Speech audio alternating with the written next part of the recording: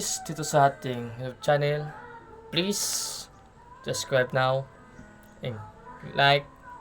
Ito yung mga kwento natin. Ito ang isang script na naglarawas ng nagkaiyak eksena sa pagitan ng isang ina, anak.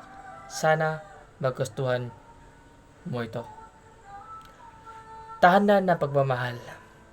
Isang maliit na bahay sa isang probinsya. Paghihirap ng ina. Mayroong isang ina na tatrabaho ng gusto para sa kanyang anak na si Sarah. Nag-uusap sila habang nagluluto. Nagmamadali, Sarah anak, pasensya ka na. Kung hindi ako mamalaging maroon para sa iyong ginagawa. Kung ito para ikabuti natin lahat. Nang hirap nito ay para sa ating magandang kinabukasan. Inay, alam kong ginagawa mo ang lahat para sa amin. Ngunit minsan nandaraman ko lungkot ang pangulila. Gusto ko lang maramdaman mo narito ako para sa iyo. Pagtanggap ng pagmamahal. Nagkaroon ng pagkakataon mag-usap ang ina at anak ang isang tahimik na gabi. Sarah, anak, lubos ko pinagsisihan nang hindi ako palaging naroon para sa iyo.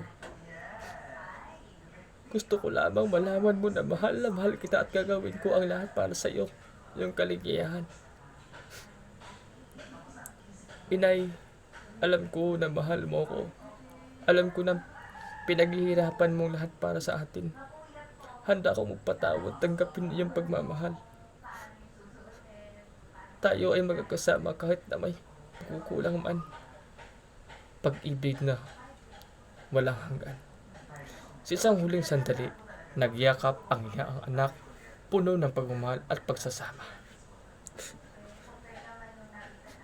Sarah, ikaw ang aking pinakamamahal na anak. Pangako, magsisikap ako na maging mas mabuting ina at palaging naroon para sa iyo. Ikaw ang aking tahanan at pag-asa.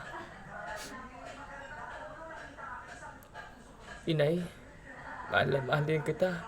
Pangako, handa akong maging matatag at maging maunawain. Tayo ay magkasama kahit na may mga sakripisyo man. Magkasabay silang umiyak, puno ng pagmamahal at pagpatakot. Tahanan ng pagmamahal, sana magustuhan mo ito. Ang pag-ibig ng isang inang anak ay puno ng emosyon at mga pagsubok, ngunit sa kabila ng lahat, ang pagmamahal ay nagbibigay ng isang lakas ng bubuo sa isang matatag na samahan. Kung may iba ang pangnais mong pag-usapan, ang katanungan tungkol sa mga dramang na temang ina at anak, handa kang makinig at mag-abot ng tulong. God bless.